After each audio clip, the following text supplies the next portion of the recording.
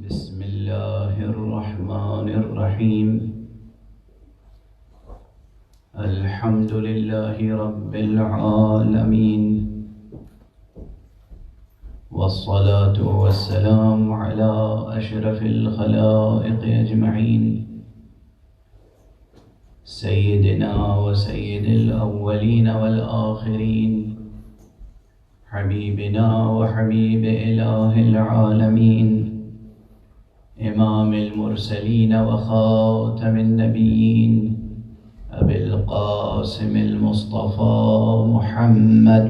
اللهم صل على محمد وآل محمد وعلى أهل بيته الطيبين الطاهرين الهداة المهديين المعصومين المظلومين، واللعنة الدائمة على أعداء الدين أجمعين.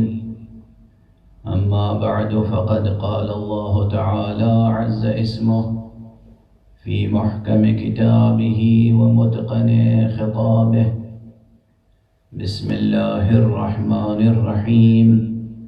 ألم تر كيف ضرب الله مثلا كلمة طيبة كشجرة طيبة أصلها ثابت وفرعها في السماء، تؤتي أكلها كل حين بإذن ربها،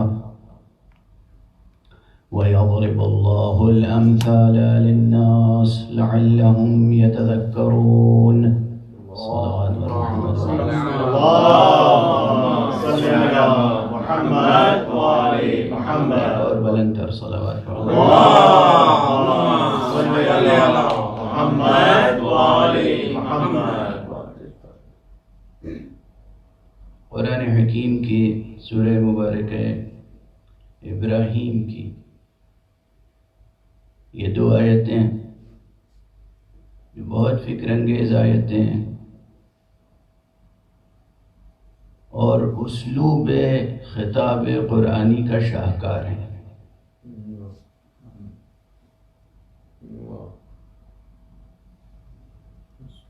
قرآن مجید کن کن اعتبارات سے معجزہ ہے، اس کا احصاء اور احاطہ بھی ہو نہیں سکتا. اور یہ بھی عرض کر دوں کہ کلام میں متکلم کی صفتوں کی جھلک ضرور پائی جاتی ہے. جس کا بھی کلام ہو، کوئی شاعر ہو، کوئی ادیب ہو، کوئی خطیب ہو، کوئی صحافی ہو، کوئی بھی بولنے والا ہو، کوئی بھی متکلم ہو، اس کے کلام میں متکلم کی خصوصیتیں ضرور جھلکتی ہیں. یہ کلام حق سبحانہ و تعالیٰ کا کلام ہے. قرآن مجید اللہ کا کلام ہے، اس لیے خود اس کلام میں اس کی صفتیں ضرور کہیں نہ کہیں نمایاں ہوں گی. اور اللہ سبحانہ و تعالیٰ سے متعلق یہ بات ہر ذہن میں ہونی چاہیے کہ حق سبحانہ و تعالیٰ کی ذات اور صفات کا احاطہ نہیں کیا جا سکتا. کن ذات تک کوئی ذہن نہیں پہنچ سکتا اور احاطہ نہیں کر سکتا صفات حق کا. اگر ذہن انسانی، ذہن بشری ذات حق یا صفات حق کا احاطہ کر لے تو خدا محدود ہو جائے گا، پھر خدا خدا نہیں رہ جائے گا. تو احاطہ ممکن نہیں ہے. جس طرح سے حق سبحانہ و تعالیٰ کی ذات اور صفات کا احاطہ ممکن نہیں ہے، اسی طرح قرآن مجید کے اندر پوشیدہ معانی کا احاطہ ممکن نہیں. یہ بڑی دقیق بحث ہے. بہت سے حضرات تو عام بات ہے، اور میں اکثر اشارہ کرتا رہا ہوں کہ عربی زبان کی ڈکشنری لے کر بیٹھ جاتے ہیں اور قرآن مجید کا ترجمہ شروع کر دیتے ہیں. قرآن مجید کو سمجھنے کا یہ طریقہ کسی بھی اعتبار سے درست نہیں. وہ لوگ جو اس طرح سے قرآن مجید کے معانی و مفاہیم تک پہنچنا چاہتے ہیں وہ کہیں نہیں پہنچ پاتے. قرآنی مفاہیم، دیکھیے یاد رکھیے، ہر لفظ کا ایک معنی، ایک مفہوم وہ ہے جس کی طرف ڈکشنریز میں اشارہ کر دیا گیا ہے، اس لفظ کے یہ معنی ہوتے ہیں. لیکن وہ لفظ جب کسی بھی انسان کی زبان پر آتا ہے تو ڈکشنری میننگ سے اس میننگ میں کہیں فرق پیدا ہو جاتا ہے جب زبان سے ادا ہوتا ہے. اور جب الفاظ عربی زبان کے ہیں اس میں کوئی شک نہیں، لیکن یہ الفاظ جب زبان مشیت پر آ گئے، جب لسان قدرت پر آ گئے، جب یہ الفاظ کلام حق بن گئے تو یہ محدود الفاظ عربی زبان کے نہیں رہ گئے، بلکہ یہ کتاب حق کے نامتناہی معانی کے حامل الفاظ بن گئے. اللہم صل علی محمد و آل محمد. ایک ذرا ہم آہنگ طور پر بلند صلوات. اللہم صل علی محمد و آل محمد. اور یہیں پر یہ بھی عرض کر دوں کہ وعلیکم السلام ورحمۃ اللہ وبرکاتہ. سلام اللہ علیکم جمیعا. جو صفت قرآن مجید میں ہے کہ اس کے معانی اور مطالب کا اور اس کی شأن اعجاز کا احاطہ بشر سے ممکن نہیں ہے، یہی صفت سرکار رسالت مآب اور ان کے معصوم اہل بیت میں بھی تلاش کیجیے. اگر قرآن اور اہل بیت کا مطالعہ پیش نظر ہے اور جب آپ غور کریں گے، سیرت کا مطالعہ، سنت کا مطالعہ، احادیث کا مطالعہ، تاریخ محمد و آل محمد علیہ السلام کا مطالعہ کریں گے تو آپ محسوس کریں گے اس حقیقت کو کہ آپ ان کے کمالات کا احاطہ نہیں کر سکتے. اسی لیے بہت سے مورخین نے تو خیانت کی، ان کا حق ادا نہیں کیا، ان کی سیرتیں نہیں لکھی، ان کے صحیح اور اصلی واقعات نہیں لکھے، لیکن بعض وہ جو لکھنا چاہتے تھے لکھ نہیں پائے. احاطہ ممکن نہیں ہے، انسان حیران رہ جاتا ہے.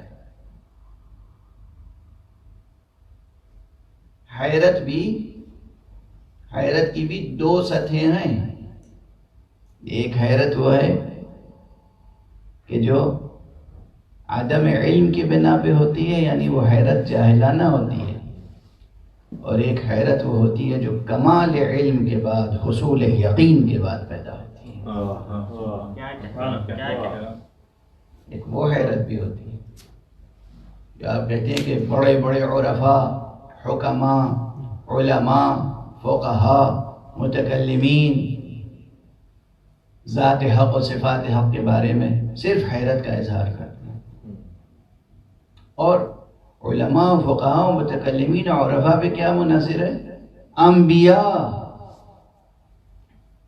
ائمہ، اولیاء اظہار حیرت کرتے ہیں. یہ اظہار حیرت یہ کمال علم اور کمال یقین کے بعد ہے. تو خود سرکار رسالت مآب محمد مصطفیٰ صلی اللہ علیہ وسلم اور ان کے اہل بیت میں بھی یہ صفت بدرجہ کمال نظر آتی ہے، بہت نمایاں نظر آتی ہے یہ صفت. اور یہ ایک صفت ہے جو ان میں پائی جاتی ہے کہ ان کے کمالات کا احاطہ نہیں کر سکتے. اگر اس اعتبار سے دیکھیں تو ابن عباس سے مروی وہ روایت کہ پیغمبر اکرم صلی اللہ علیہ وآلہ وسلم نے فرمایا اللہم صل علی محمد و آل محمد، اپنے نفس سے خطاب فرما کر. حضور نے فرمایا کس سے؟ اپنے نفس سے خطاب فرما کر. یعنی مجھے بتانا پڑے گا یعنی علی سے خطاب فرمایا. سبحان اللہ. جتنی روایتیں یا علی سے شروع ہوتی ہیں وہ جمع کیجئے, اس کا ترجمہ یہ کیجئے حضور نے خطاب کیا اپنے نفس سے اور یہ کہا. تو کوئی غلطی نہیں ہوگی. بہرحال فرمایا یا علی میں تمہارے فضائل بیان نہیں کر سکتا, اس لیے کہ اگر تمہارے فضائل میں بیان کر دوں تو تمہارے قدموں کی کے نیچے سے لوگ اتنی خاک اٹھائیں گے کہ اس میں سے چشمہ پھوٹ پڑے گا. اور اگر تمہارے دوسرے یعنی تعبیرات ایک سے زیادہ ہیں, یہ روایتیں آحاد نہیں, یہ مضامین تقریباً معنوی تواتر رکھتے ہیں. حضور نے بار بار فضائل امیر المومنین علی ابن ابی طالب علیہ السلام کے نامتناہی ہونے کا اعلان کیا ہے. ظاہر ہے یہ نامتناہی نسبی ہے.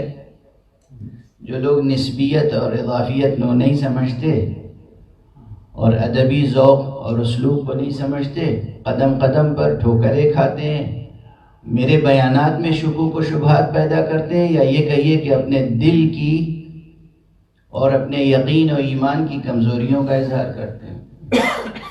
بہرحال ایک بات میں آپ کو بہت سادگی سے عرض کر دوں, جو لوگ جس جگہ سے بھی چاہے جس لباس اور حیت میں ہوں فضائل امیر المؤمنین میں یا فضائل ائمہ میں شک کرتے ہیں, وہ میری نگاہ سے گر جاتے ہیں. کتنے ہی بڑے ہوں, جو مجتہد ہوں, فقیہ ہوں, صاحب رسالہ عملیہ ہو گئے ہوں, اور دنیا کے کسی بھی گوشے میں ہوں, کتنے ہی قوی ہوں, قدرت مند ہوں, صاحب اقتدار ہوں, کچھ بھی ہوں, جہاں انہوں نے فضائل امیر المومنین علیہ السلام کے سلسلے میں شکوک و شبہات کا یا انکار کا رویہ اختیار کیا یا نعوذ باللہ تضحیق کا رویہ اختیار کیا, تو پھر تو وہ اس قدر گر جاتے ہیں نظر سے کہ میں کچھ کہہ نہیں سکتا. بہرحال یہ مضمون بار بار آیا ہے روایتوں میں. حضور علیہ السلام کی زبان پر کبھی آیا, کبھی ابن عباس کی زبان پر آیا, کبھی اور علماء فقہا کی زبان پر آیا. بھئی آپ کو معلوم ہے تاریخ میں کیا کیا ہوا ہے. حضور کے کلام کو تو اس امت کے صلحاء کو میرا سلام, لیکن اس امت کے سیاست مداروں کے لیے میں جو کچھ الفاظ ادا کر سکتا ہوں اس پہ ضبط کر رہا ہوں کہ حضور کا کلام تو ضائع کیا گیا. حضور محمد مصطفیٰ صلی اللہ علیہ وآلہ وسلم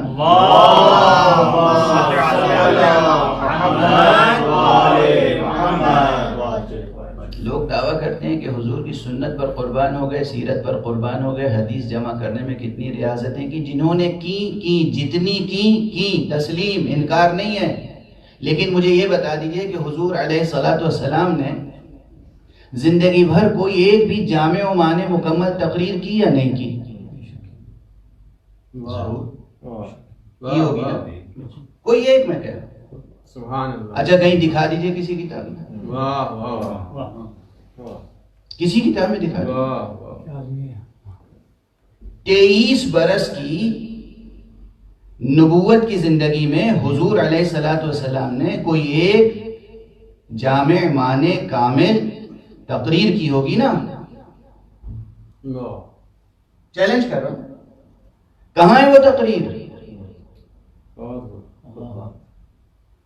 پھر حضور علیہ السلام نے مدینے آنے کے بعد خطبہ جمعہ ارشاد فرمایا, اور حیات پیغمبر میں کتنے جمعے آئے, اور ہر نماز جمعہ کے ساتھ 2 خطبے. کہاں ہیں وہ خطبے؟ کس کتاب میں مدون ہیں, کس کتاب میں محفوظ ہیں؟ کیا ہمیشہ حضور ایک ایک جملے، آدھے آدھے جملے، چھوٹے چھوٹے 2 سطروں میں گفتگو کرتے تھے؟ کوئی ایسا موقع نہیں آیا جہاں 10 منٹ، 20 منٹ، آدھا گھنٹہ، 1 گھنٹہ حضور نے مسلسل خطاب کیا ہو؟ عرب اپنے حافظوں پر نازاں ہیں، ایک بار جو سن لیتے تھے یاد رہ جاتا تھا۔ زمانے جاہلیت کے 100 اشعار، 120 اشعار، 150 اشعار، 200 اشعار کے قصیدے یاد تھے، اور اس طرح کے سینکڑوں قصیدے یاد تھے، وہ سب یاد تھے، اور حضور کا کلام کہاں ہے تو دکھائیے۔ تمام صحاح اٹھا کے دیکھ لیجئے، 1 سطر کا کلام، 1.5 سطر کا کلام، 2 سطر کا کلام، پوری ملت اسلامیہ کی بات میں عرض کر رہا ہوں۔ کہاں ہے حضور کا کلام؟ کہاں ہے حضور کے خطبات؟ کہاں ہے حضور کے دروس؟ کیوں ان کو جملوں میں، فقروں میں تقطیع کر کے بیان کیا گیا؟ یہ تقطیع کرنا حفاظت ہے یا ضیاع؟ یہ محفوظ رکھنا ہے یا ضائع کرنا ہے؟ کہاں ہے حضور کا کلام؟ جو کچھ ہم تک پہنچا، جن کی محنتوں سے پہنچا، جن کے جتن سے پہنچا، جن محدثین کبار، جن علماء عظام کی ریاضتوں سے پہنچا، ہم ان کو سلام کرتے ہیں۔ لیکن جو سیاسی نظام حکمراں رہا، حضور علیہ الصلوۃ والسلام کی آنکھوں کے بند ہونے سے لے کر اور آج تک، وہ سیاسی نظام مسلسل وہ رہا جس سیاسی نظام نے حضور کے کلام کو، آپ کی سیرت کو ضائع کیا، برباد کیا، اس پہ پردے ڈالے اور لوگوں پر پابندیاں لگائیں حدیث پیغمبر بیان کرنے پر۔ یہ تاریخ کی حقیقت ہے، یہ تاریخ کی سچائی ہے،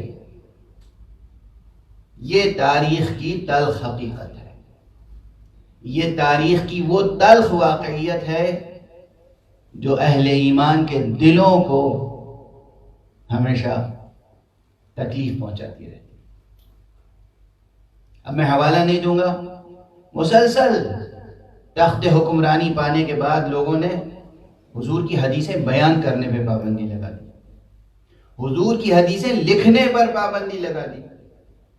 کچھ لوگ ایسے ہیں، تاریخ میں بہت نمایاں نام ہے ان کا، اور یہ چیز صحیح کتابوں میں موجود ہے کہ حضور کی زندگی میں جو حدیثیں لکھی تھیں، حضور کی وفات کے بعد وہ حدیثوں کا مجموعہ جلا دیا۔ نعوذ باللہ، نعوذ باللہ، نعوذ باللہ۔ یہ عشق مصطفیٰ ہے، یہ عشق مصطفیٰ ہے، یہ حفاظت سنت و سیرت ہے، اسی کا نام ہے حفاظت سنت و سیرت۔ تحقیق کیجئے، جی ہاں، جہاں تک آواز میری جا رہی ہے، جو حضرات سماعت فرما رہے ہیں، ان میں ایک جوش پیدا ہوگا، ولولہ پیدا ہوگا، یہ کیا کہہ دیا ہم نے؟ تو سنت رسول اور حدیث رسول جمع کرنے میں سنا ہے کہ علماء نے اپنی جانیں صرف کر دی، عمریں صرف کر دی۔ ہاں، جنہوں نے صرف کی، لیکن جنہوں نے حضور کی سنت و سیرت کو ضائع کیا اور اپنی پوری قوت صرف کی، اپنی پوری سیاست صرف کی، انہیں کیا کہیں گے آپ؟ 2 دھارے ہیں، کچھ علماء تھے ربانی، کچھ علماء تھے جن میں علم کا اور خدا کا عشق تھا، انہوں نے علم کی محبت میں، خدا کی محبت میں محفوظ رکھا، حفاظت کی کوشش کی۔ مسئلہ کی بات میں نہیں کر رہا ہوں، عام بات۔ لیکن کچھ تھے جنہوں نے اسلام کے معنی صرف سمجھے تھے حصول اقتدار،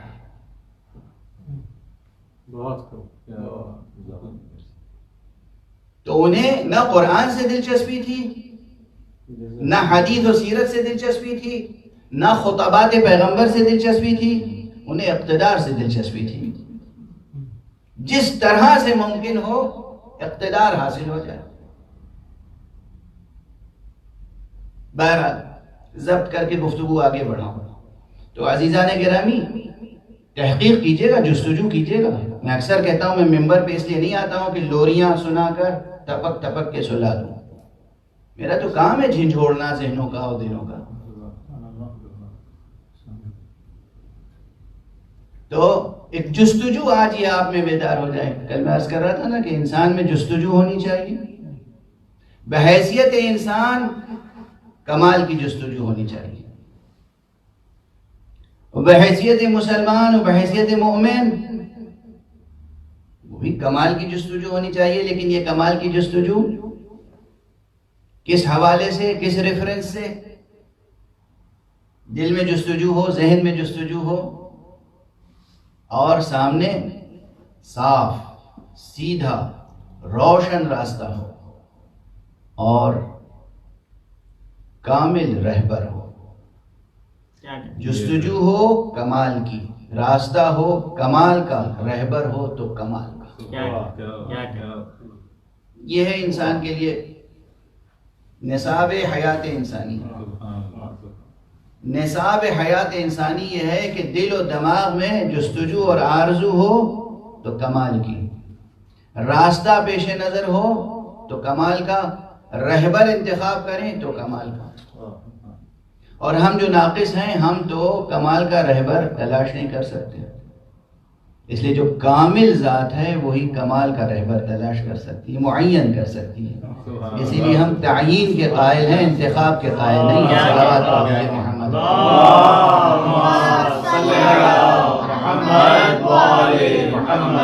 ایک اور بلند تر صلوات پڑھنے.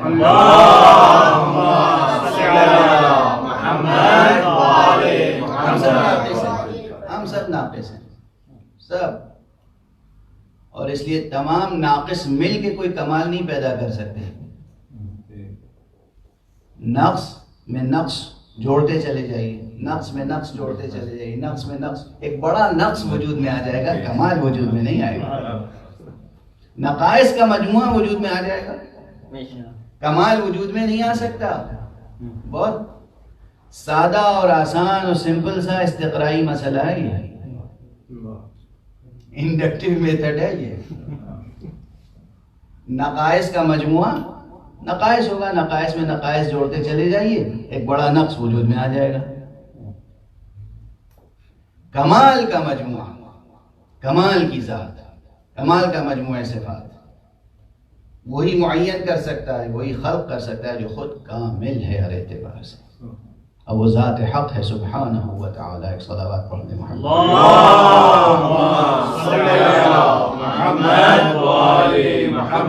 بہرحال میں عرض کر رہا تھا، وہ بات حدیث و سیرت و تاریخ تک پہنچ گئی کہ حضور نے بار بار اعلان فرمایا ہے، یا علی تمہارے فضائل اتنے ہیں کہ جن کا احصاء و احاطہ نہیں ہو سکتا. یہ دراصل علی کے فضائل نہیں بیان کر رہے تھے، رسول اپنے فضائل بیان کر رہے تھے. رسول دنیا والوں کو بتا رہے تھے کہ دیکھو یہ میری گود میں جو پل کے بڑا ہوا ہے، جب اس کے فضائل کا احسان نہیں ہو سکتا تو میرے فضائل کا احسان کیا ہے. صلوات پڑھ دیجئے محمد.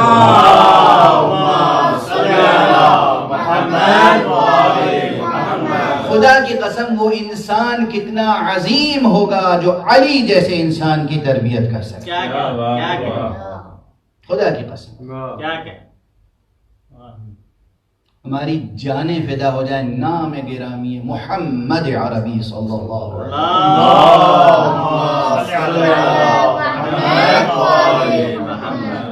محمد، احمد، محمود، مصطفیٰ، رسول کریم. ہمارے پاس لفظ ہیں اس سے زیادہ کچھ جس سے حضور کے فضائل کا احاطہ ہو سکے، مگر یہ کہ ہم قرآن مجید سے رحمت عالم اور خلق عظیم اور اس طرح کے تراکیب مستعار لیں، اور وہ بھی قرآن نے جس افق پہ بیان کیا ہے اس افق تک اپنی نگاہ بھی پہنچا سکیں. حضور کی ذات گرامی جو بعد از خدا بزرگ ترین ذات ہے، وہ کہہ رہی ہے علی تمہارے صفات کا احصاء و احاطہ نہیں ہو سکتا.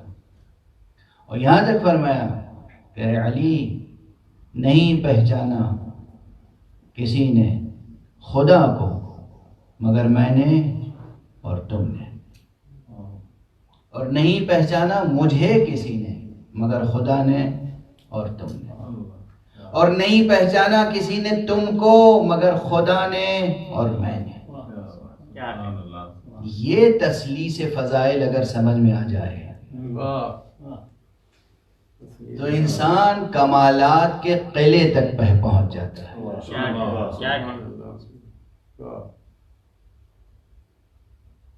دوسرے مقام پر مولا امیر المومنین علی ابن ابی طالب علیہ الصلوۃ والسلام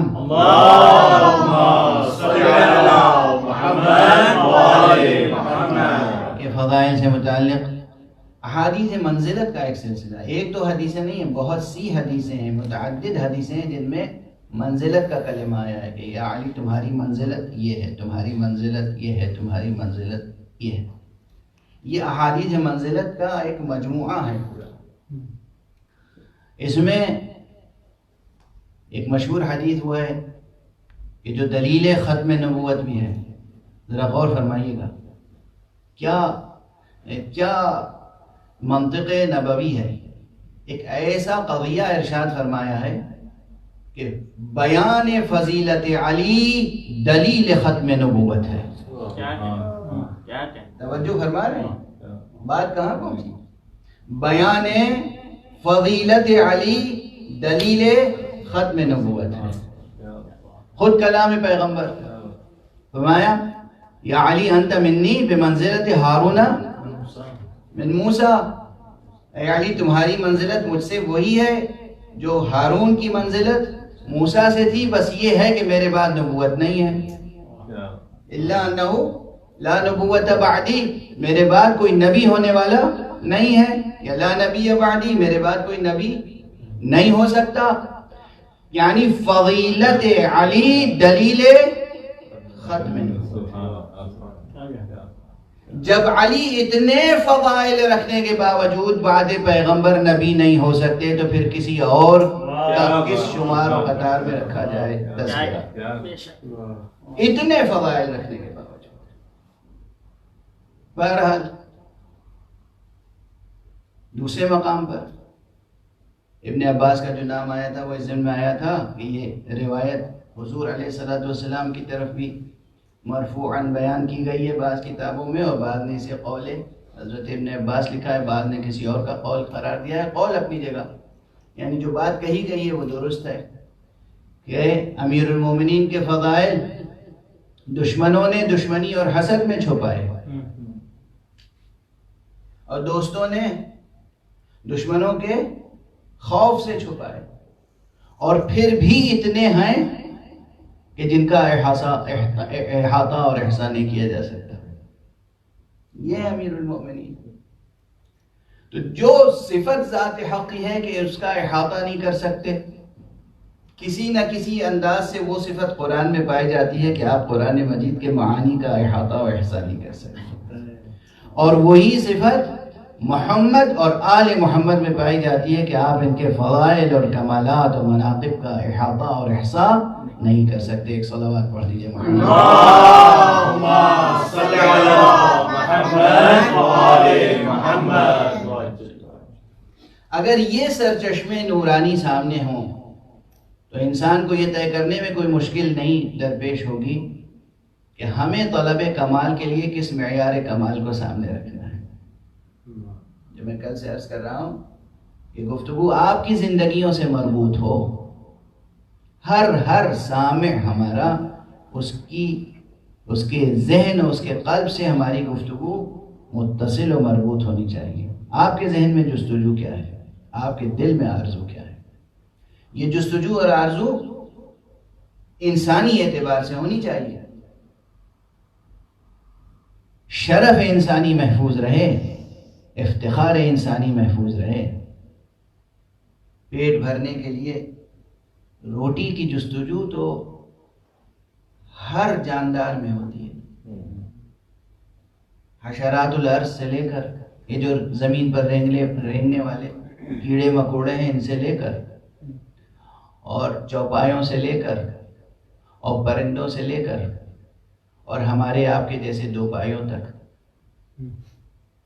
چوپایوں سے لے کر دو پایوں تک سب میں ایک جسمانی بھوک ہوتی ہے، اور طرح طرح کی جسمانی بھوک ہوتی ہے، اور ہر بھوک کو مٹانے کے لیے کوششیں کرتا ہے انسان.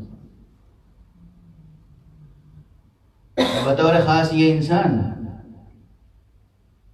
یہ جسم کو، جن میں اب شعور باقی ہے کہ جسم ڈھانکنا بھی چاہیے، کیا کہنا، وہ جسم کو ڈھانکنے کی بھی فکر تھوڑی بہت رکھتے ہیں۔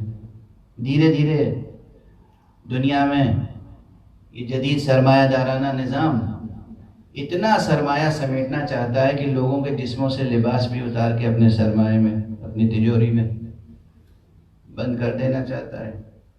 تو وہ ایک ایسی تہذیب، ایسا کلچر انٹروڈیوس کر رہا ہے کہ جہاں کم سے کم تر لباس استعمال ہو۔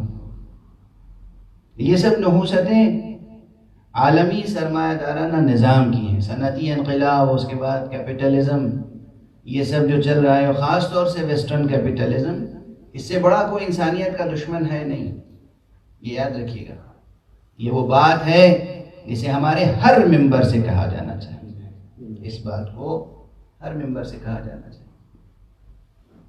ہر زندہ ضمیر رکھنے والے ادیب، صحافی اور دانشور کی یہ ذمہ داری ہے کہ وہ لوگوں کو آگاہ کرے کہ اس وقت انسانیت کا خون چوسنے کے لیے جو خونی پنجے دنیا میں انسان کے لیے سب سے بڑی آزمائش بنے ہوئے ہیں، وہ یہ ویسٹرن کیپٹلزم ہے۔ پوری دنیا میں پھیلی ہوئی جو دہشت گردی ہے، یہ دہشت گردی کا پورا نظام ہے۔ ٹیررزم خود ایک انڈسٹری ہے، اور اس انڈسٹری کے اونرز کون ہیں؟ ویسٹرن کیپٹلزم کے ذمہ دار افراد۔ اور اس وقت جو روئے زمین پر یہ ایک بلا اور یہ مصیبت ہے کورونا کے نام سے، اس میں بھی جتنی بیماری ہے وہ بیماری ہے، لیکن بیماری کے پیچھے جو بیمار سیاست ہے وہ اپنی جگہ ہے۔ ظاہر ہے اس سے زیادہ اشارہ نہیں کیا جا سکتا ممبر سے، لیکن اپنی ذمہ داری کا احساس کرتے ہوئے یہ باتیں عرض کرنا بھی ضروری ہے۔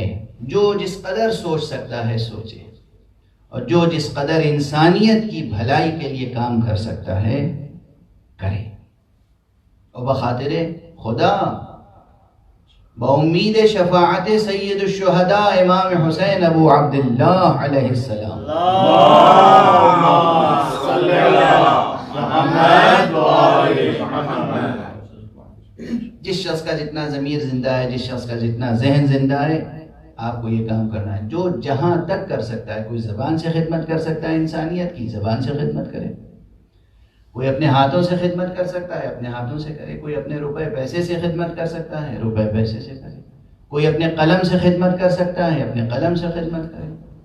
کوئی اپنی ذہنی صلاحیتوں سے یا فنی صلاحیتوں سے، شعری صلاحیتوں سے، ادبی صلاحیتوں سے، جس طرح سے جو شخص انسانیت کی خدمت کر سکتا ہے، بخاطر خدا بامید شفاعت حسین، اسے یہ کام کرنا چاہیے۔ ایک صلوات پڑھ دیجئے محمد اللہم صلی علی محمد و آل محمد۔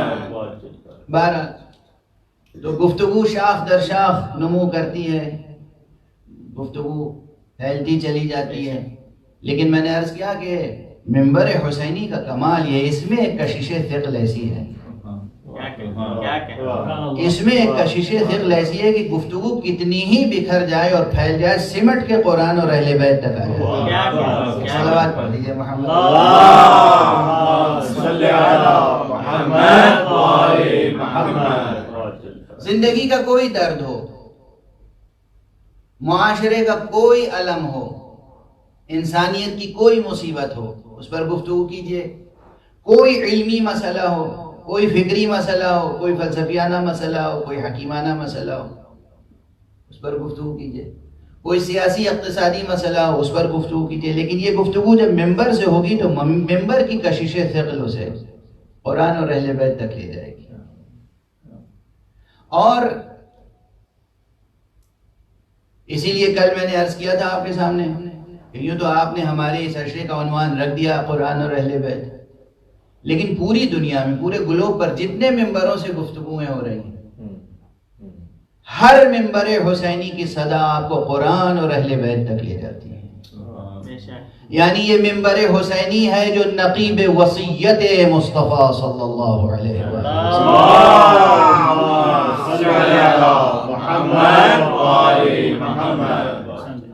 بے شک یہ مصطفیٰ صلی اللہ علیہ وآلہ وسلم کی وصیت پر عمل کے لیے پکارتا ہے، آواز دیتا ہے.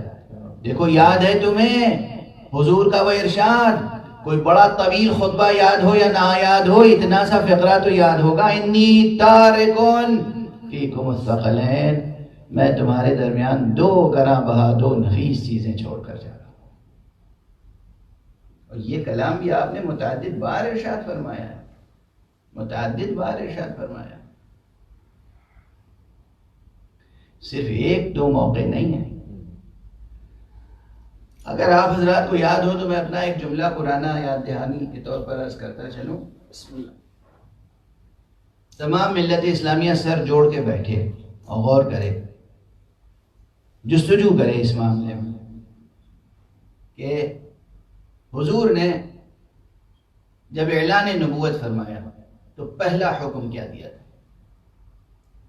بالکل پہلا حکم یہ اعلان فرمایا، حضور خاتم النبیین صلی اللہ علیہ وآلہ وسلم، اللہم صلی علی محمد وآل محمد. ہے نا، یہ طالب علمانہ جستجو بھی ہو سکتی ہے کہ جو رسول صلی اللہ علیہ وسلم کی حیات طیبہ کا مطالعہ کریں، سیرت کا مطالعہ کریں، تاریخ نبوت کا مطالعہ کریں، وہ دیکھیں. جسے آج کل ریکارڈ بنتا ہے کہ بھئی فلاں صاحب پرائم منسٹر ہونے کے بعد یا پریسیڈنٹ ہونے کے بعد یا کنگڈم سنبھالنے کے بعد انہوں نے پہلا آرڈر کیا نافذ کیا، پہلا حکم کیا دیا، پہلے کس آرڈیننس پر دستخط فرمائے.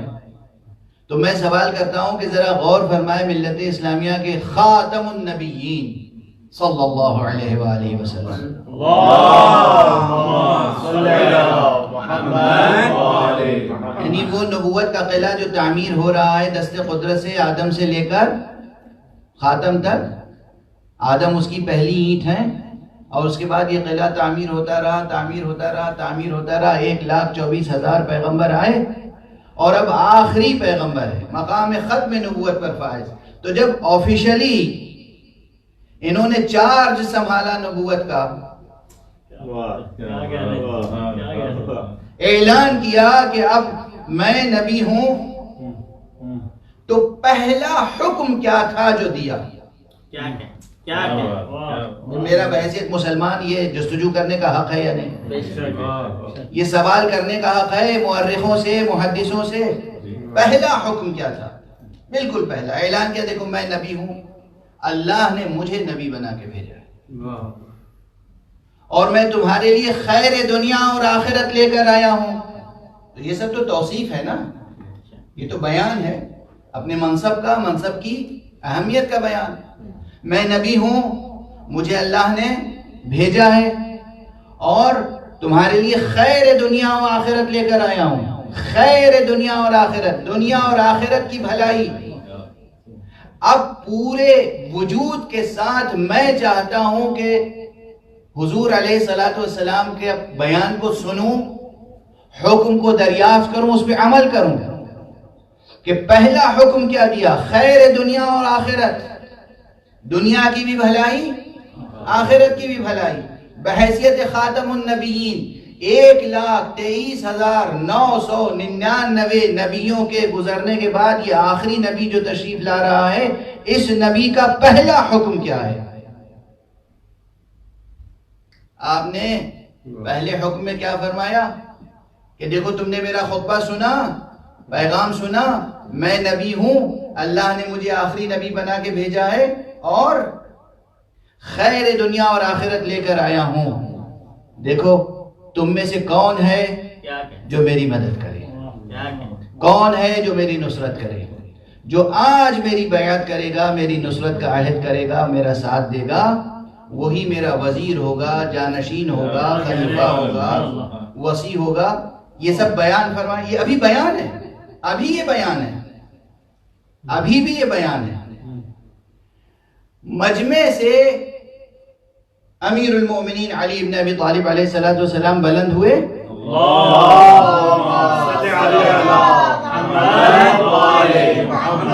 اور انہوں نے فرمایا یا رسول اللہ میں آپ کے ہاتھ پر بیعت کرتا ہوں، میں آپ کا ساتھ دوں گا، میں آپ پر ایمان لاتا ہوں، میں وعدہ کرتا ہوں.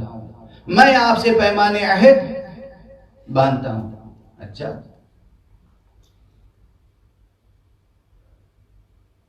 حضور نے پھر کیا فرمایا؟ بس اس کے بعد بھی اعلان تھا کہ بھئی یاد رکھنا یہ میرے وصی ہوں گے. انہوں نے آج میرے اوپر میرے ہاتھ پر بیعت کی ہے، انہوں نے میرا ساتھ دینے کا وعدہ کیا، تو یہ میرے وصی ہوں گے، میرے وزیر ہوں گے، میرے خلیفہ ہوں گے، میرے جانشین ہوں گے. یہ تو نہیں فرمایا، بس فوراً فرمایا. اب یہ جو فرمائش ہے یہ ہے حکم، یہ ہے آرڈر، یہ ہے امر، یہ ہے امر نبوی، یہ ہے امر مولوی. آپ نے فرمایا کہ دیکھو یہ میرے وزیر ہیں، وصی ہیں، جانشین ہیں، خلیفہ ہیں، تم ان کی اطاعت کرنا. نعرہ حیدری اور تم ان کی اطاعت کرنا، یہ ہے پہلا حکم نبی. تاریخ کو نچوڑ لیجئے اچھی طرح اور جس چھلنی میں چاہے چھان لیجئے. اور اس کے بعد چلیے اب یعنی یہاں پہ وقت کے دامن میں گنجائش نہیں ہے واقعہ، ورنہ کچھ اور تفصیلات عرض کرتا کہ پہلا جو حکم ہے نبوت کا، روزے دار، روزہ انذار، وہ اطاعت علی ہے. اور حیات طیبہ کا آخری حکم، آخری اعلان، توجہ فرمائیں، پہلے حکم کا بھی کی اہمیت ہوتی ہے، ریکارڈ بنتا ہے، اور آخری حکم کی بھی اہمیت ہوتی ہے، اس کا ریکارڈ بنتا ہے. تو ہم پوچھیں کسی سے کہ آخری حکم کیا تھا، آخری اعلان کیا تھا؟ تو آخری اعلان غدیر خم میں ہمیں ملتا ہے کہ آپ نے تمام مسلمانوں کو جمع کر کے فرمایا کہ من کنت مولا فہذا علی مولا. اور اس کے بعد دعا فرمائی اللہم وال من والاہ وعاد من عاداہ. پہلے خطبے میں کہا تھا تم اطاعت کرنا، آخری خطبے میں دعا فرمائی پروردگار اب تو اس سے محبت کرنا جو علی سے محبت کرے، تو اس سے جنگ کرنا جو علی سے جنگ کرے.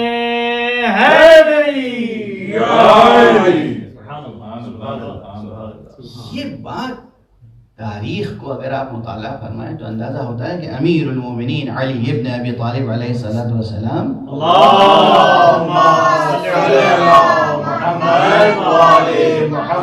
اہمیت تاریخ اسلام میں کیا ہے، آپ کی ولایت کی اہمیت، نظام ولایت الہیہ میں کیا ہے، آپ کی امارت کی اہمیت بحیثیت امیر المؤمنین کیا ہے، اور رسول اللہ صلی اللہ علیہ وآلہ وسلم سے آپ کی نسبت کیا ہے، اللہ سبحانہ و تعالیٰ کی نگاہ میں آپ کی قدر و منزلت کیا ہے. ایک صلوات پڑھ دیجئے محمد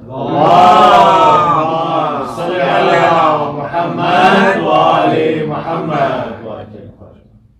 اور اسی لیے یہیں ٹھہر کر ایک حقیقت کی طرف اور اشارہ کرتا چلوں کہ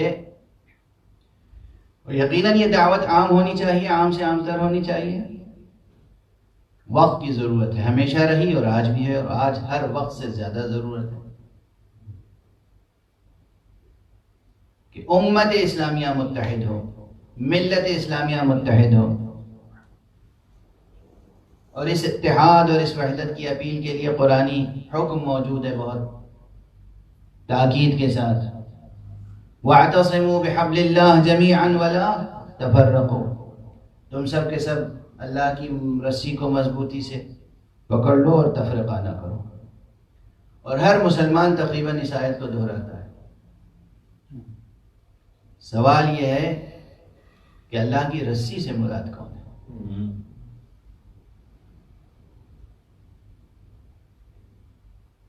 کون سی وہ بات ہے، کون سا وہ امر ہے جس سے وابستگی مشروط ہے اتحاد و وحدت کے لیے؟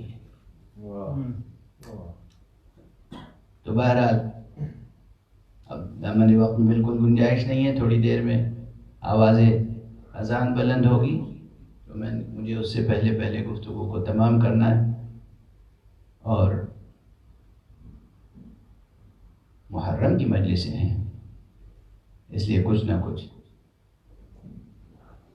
مصائب سرکار سید الشہداء کی طرف بھی اشارے کرنے ہیں. ہم مصائب بیان نہیں کر سکتے، مصائب اتنے ہیں کہ وہ بیان نہیں ہو سکتے، لیکن بس اشارے ہو سکتے ہیں.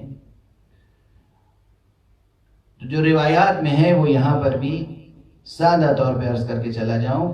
جستجو کیجئے، مطالعہ کیجئے کہ حبل اللہ سے مراد، حبل متین الہی سے مراد کوئی اور نہیں ہے، ذات گرامی امیر المؤمنین علی ابن ابی طالب علیہ السلام ہے.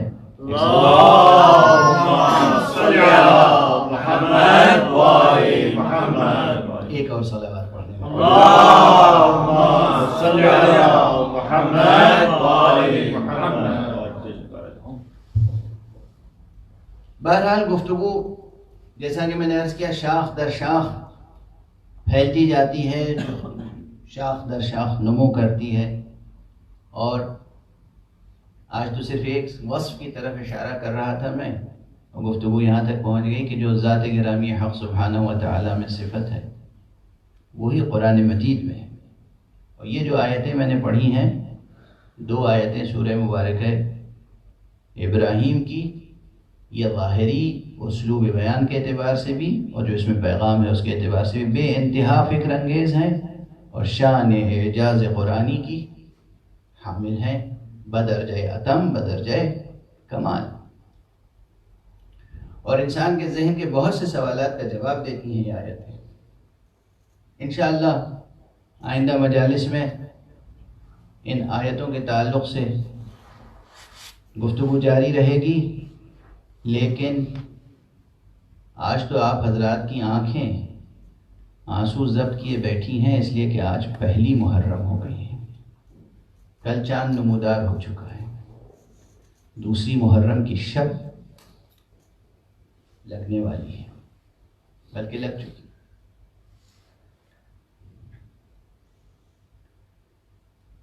یہ محرم کے شب و روز جن کی قرآن مجید میں قسم کھائی گئی ہے، یہ غیر معمولی اہمیت کے شب و روز ہے. غور فرمائیے، ہمارے ہاں دیکھیے جو بزرگوں نے ایک تہذیب قائم کی ہے، شریعت اپنی جگہ، شریعت کے احکام اپنی جگہ، واجبات ان کی ایک عظمت ہے، فرائض ان کی ایک اہمیت ہے، مسنون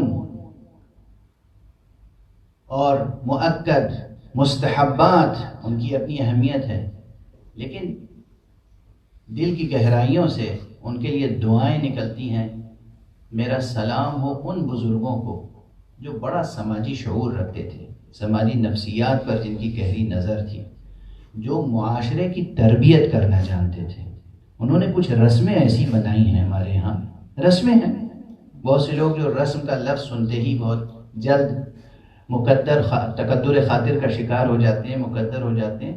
ان کو عرض کر رہا ہوں رسمیں ہی ہیں، لیکن یہ رسمیں مجھے بہت عزیز ہیں. میں عرض کر رہا ہوں مجھے بہت عزیز ہیں. ہمارے ہاں کم سے کم میرے خاندان میں ایک رسم چلی آ رہی ہے کہ جب کوئی شخص دوسری محرم کا چاند دیکھتا ہے، چاند رات نہیں دیکھ سکا، چاند رات چاند نہیں نظر آیا، جب دوسری محرم کا چاند دیکھا یا پہلی محرم کسی بھی مہینے کی دوسری تاریخ کا چاند یا شب دوم کا چاند دیکھتا ہے، تو ہمارے بزرگ کہتے تھے جاؤ اور فوراً حضرت امام زین العابدین سید سجاد کی نظر دلاؤ. یہ رسمیں جو مقرر کی گئی ہیں، یہ دستور، یہ ہمارے سماجی تہذیبی ثقافتی دستور ہے، لیکن یہ پورے دین کو نفس میں راسخ کر دیتے ہیں، اور وہ بھی جبر کے ساتھ نہیں، محبت کے ساتھ دین سے وابستہ کر دیتے ہیں. میں خود بچپن سے سنتا تھا والدہ سے، دادی سے، پھوپھی سے، چچی سے، والد سے کہ بھئی دوسری تاریخ تیسری شب کا چاند کو پہ نظر پڑی ہے، ذرا نظر دلاؤ امام سید سجاد کی. میں سوچتا تھا اس کی کیا خصوصیت ہے، بہت غور کرتا رہا. مجھے کوئی روایت تو نہیں ملی اس سلسلے میں اب تک، لیکن جب میں نے غور کیا تو میں نے کہا کیا بزرگوں کا عشق ہے اہل بیت سے. جب آقا حسین نے جب آقا حسین نے محرم کا چاند دیکھا تھا تو وہ کس منزل پر تھے، کس منزل پر تھے ہم نہیں کہہ سکتے، لیکن جب کربلا پہنچے ہیں تو دوسری محرم تھی، جب کربلا پہنچے ہیں تو دوسری محرم تھی، اور دوسری محرم کو جو قافلہ کربلا پہنچا تو پھر آپ سب جانتے ہیں کہ اس قافلے میں مردوں میں سے کوئی زندہ نہیں بچا سوائے امام زین العابدین کے۔ تو یہ ایک طرح سے تاریخ کو، حقائق کو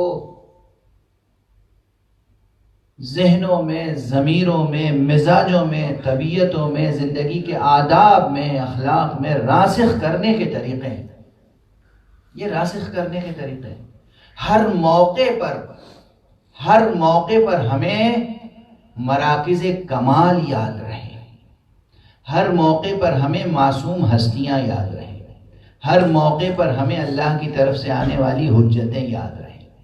کوئی بھی زندگی کا موقع ہو، ہر موقع پر ہمیں امام یاد رہے، ہر موقع پر ہمیں معصوم یاد رہے، وہ معصوم جو ہمیں خدا تک پہنچائے، وہ معصوم جو ہمارے لیے سبب شفاعت و نجات بن جائے۔ یہ ہیں بزرگوں کی محنتیں۔ ہر سماجی رسم اور رواج کو حقارت کی نظر سے نہ دیکھا کیجیے، اور خاص طور سے وہ رسمیں کہ جو مرتبط ہو عشق اہل بیت سے۔ ہاں، 2 محرم کو جب سرکار سید الشہداء کا قافلہ کربلا پہنچا ہے تو آپ حضرات کے سنے ہوئے فقرے ہیں اور جملے ہیں، میں صرف یاد دہانی کراؤں گا، اور آپ کے آنسو بہہ رہے ہیں۔ میں دیکھ رہا ہوں، میرے سامنے ہے کہ آپ کے سامنے لفظ کربلا آیا اور آپ نے گریہ کرنا شروع کر دیا۔ آپ کے سامنے نام گرامی حسین آیا اور آپ نے گریہ کرنا شروع کر دیا۔ یہ آپ کی طہارت نفس کی دلیل ہے، آپ کی پاکیزگی قلب کی دلیل ہے، آپ کی بلندی ذات کی دلیل ہے۔ کہتے ہیں جب آقا حسین چلتے چلتے کربلا کی سرزمین تک پہنچے، قافلہ رکا، کہتے ہیں چلتے چلتے گھوڑا رک گیا، فرس مبارک رک گیا۔ کہتے ہیں آپ نے کئی گھوڑے بدلے، کوئی آگے نہ بڑھا، اور پھر آپ نے پوچھا ہے، دریافت فرمایا ہے اس سرزمین کا کیا نام ہے؟ تو جو لوگ قریب آئے، کسی نے کہا غاضریہ، کسی نے کہا نینوا، کسی نے کہا شط فرات۔ نام لوگ تبدیل کرتے رہے، آپ پوچھتے رہے اور کیا نام ہے، کوئی اور بھی نام ہے، کوئی اور بھی نام ہے۔ کہتے ہیں کسی نے بڑھ کے کہا اس سرزمین کا نام کربلا ہے۔ جیسے ہی آپ نے لفظ کربلا سنا کہ بس ہماری منزل آ گئی۔ اجرکم علی اللہ۔ یہاں پر ایک روایت جو میں نے پڑھی تو متعدد بار ہے کتابوں میں، مگر ممبر پہ عرض نہیں کر سکا ہوں، آج پہلی بار آپ کے سامنے عرض کر رہا ہوں۔ اگر جستجو کروں مجھے نام نہیں ملتا کہ یہ کس نے کہا تھا کہ فرزند رسول اس سرزمین کا نام کربلا بھی ہے، مجھے نہیں معلوم، لیکن ایک روایت ملتی ہے۔ بنی اسد کا ایک شخص راوی ہے کہ میں جب بھی کربلا سے گزرتا تھا تو وہاں دیکھتا تھا کہ ایک خیمہ لگا ہوا ہے اور اس میں ایک شخص بوڑھا زندگی بسر کرتا ہے تنہا، اور مجھے حیرت ہوتی تھی کہ یہ اس بیابان میں تنہا شخص کیوں رہتا ہے۔ آس پاس بستیاں تھیں لیکن یہ میدان، یہ تو ویرانہ تھا، اس میں وہ ایک خیمہ لگا کر تنہا زندگی بسر کرتا تھا۔ یہ کہتا ہے میں ایک مرتبہ خیمے میں داخل ہوا، سلام کیا اور پوچھا کہ یہ بتائیے آپ یہاں کس لیے رہتے ہیں تنہا؟ جب بھی میں گزرتا ہوں دیکھتا ہوں آپ یہاں تنہا ہیں۔ اس شخص کا جواب تھا مگر اس سرزمین کا نام کربلا نہیں ہے، اس میدان کا نام کربلا نہیں ہے۔ اس نے کہا ہاں اس میدان کا نام کربلا ہے۔ کہا کہ میں نے رسول اللہ سے سنا ہے، میں نے رسول اللہ کی یہ حدیث سنی ہے کہ میرے بعد میرا بیٹا کربلا کی سرزمین پر بھوکا اور پیاسا شہید کیا جائے گا۔ تم میں سے جو شخص بھی اس وقت تک زندہ رہے اس پر واجب ہے کہ حسین کی نصرت کرے۔ تم میں سے جو شخص بھی زندہ رہے اس وقت تک اس پر واجب ہے کہ حسین کی نصرت کرے. کہا میں تو رسول اللہ کے بس اس حکم پر عمل کرنے کے لیے کربلا میں رہتا ہوں. جب بھی میرا آقا حسین آئے گا، جب بھی آقا زادہ آئے گا، جب بھی فرزند رسول آئے گا، میں اپنی جان اس کے قدموں پر نثار کروں گا. یہ روایت کتابوں میں موجود ہے. میں نہیں جانتا، ہو سکتا ہے وہی شخص نکل کے آیا ہو اور اس نے کہا ہو یا حسین اس سرزمین کا نام کربلا بھی ہے. اجرکم علی اللہ، اجرکم علی اللہ. پروردگار ان آنکھوں کو جو غم حسین میں اشک باری کر رہی ہیں ہمیشہ اشک باری کی توفیق عطا فرما.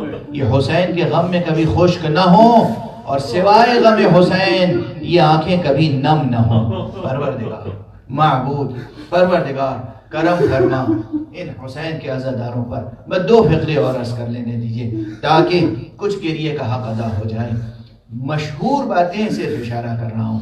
جب آقا حسین نے کربلا پہنچ کر اور فیصلہ کر لیا کہ اب یہیں رہنا ہے تو تاریخ میں یہ پہلا مقام ہے جہاں کہتے ہیں کہ جب بی بی جناب زینب نے سرزمین کربلا پہ قدم رکھا ہے اور سرزمین کربلا کی بو آپ کے مشام مبارک پر پہنچی ہے، جب اس مٹی کی خوشبو آپ کے مشام مبارک تک پہنچی ہے تو آپ غش کھا کے زمین پر گرے اور آقا حسین تشریف لائے ہیں.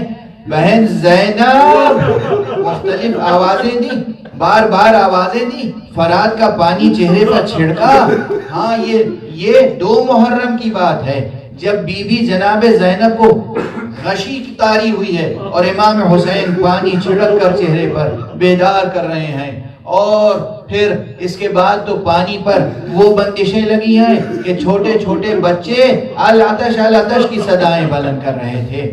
جناب زینب جب بیدار ہوئی ہیں، جب اٹھی ہیں تو اب آقا حسین نے کوئی تکلف نہیں فرمایا ہے. بہن زینب صبر سے کام لو. کیا تم تک وصیت جد و بدر نہیں پہنچی؟ کیا نانا کی حدیث تم نے نہیں سنی؟ کیا بابا کی وصیتیں تمہیں یاد نہیں ہیں؟ ارے ہم نکلے کس لیے ہیں مدینے سے؟ یہ کربلا ہے، یہیں میں ذبح کیا جاؤں گا، یہیں میرا کنبہ تباہ ہوگا، یہیں مجھے اپنا گھر خدا کی راہ میں لٹانا ہے، یہیں تم اسیر کی جاؤ گی. پوری مجلس عزا حسین نے پڑھی ہے اور زینب کو بیدار کیا ہے، زینب کو شجاعت اور صبر کا قوت عطا فرمائی ہے. اور اس کے بعد یہ زینب ہیں جن کی تاسیس کی ہوئی یہ مجلسیں آج تک آپ برپا کر رہے ہیں. پروردگار آپ کی ان تمام عزاداریوں کا ثواب ہدیہ فرمائے. بی بی جناب زینب کی روح گرامی کو زینب آپ پر سلام، حسین آپ پر سلام. انا للہ وإنا إلیہ راجعون رضا بقضائہ وتسلیما لأمرہ. پروردگار ہمیں علوم قرآن اور معارف اہل بیت سے آشنا فرما. پروردگار معبود اس ماحول میں یہ جو دنیا میں وبا اور بلا نازل ہوئی ہے، اس بلا کو، اس وبا کو، اس بیماری کو دور فرما بحق ذکر مبارک حسین. پروردگار جس پرشکوہ انداز سے پہلے عزاداری ہوتی تھی اسی طرح پوری دنیا میں اسی پرشکوہ انداز سے عزاداری کا اہتمام کرنے کی توفیق عطا فرما. اسباب و وسائل فراہم فرما، جو رکاوٹیں ہیں انہیں دور فرما. پروردگار انسانیت کراہ رہی ہے، اس انسانیت کی داد رسی فرما. معبود ہمارے سروں پر علماء اعلام کا سایہ برقرار رہے، خصوصیت سے جو ذمہ دار دینی مرجعیتیں ہیں وہ قائم رہیں. پروردگار آیت اللہ العظمیٰ سید علی حسینی سیستانی کا سایہ ہمارے سروں پر برقرار رہے اور تمام معتبر مرجعیتیں برقرار رہیں، ان کے احترام اور وقار میں کوئی کمی نہ آئے. پروردگار رہبر ملت اسلامیہ، رہبر انقلاب اسلامی آیت اللہ العظمیٰ سید علی حسینی خامنئی کو اپنی خاص حفظ و امان میں رکھ اور ان کے پرچم کے تلے ہمیں حضرت امام مہدی آخر الزمان تک پہنچنے کی توفیق کرامت فرما. پروردگار اپنے ولی آخر کو اذن ظہور عطا فرما اور ان کے ہاتھوں سے اپنی رحمت و رافت و عطا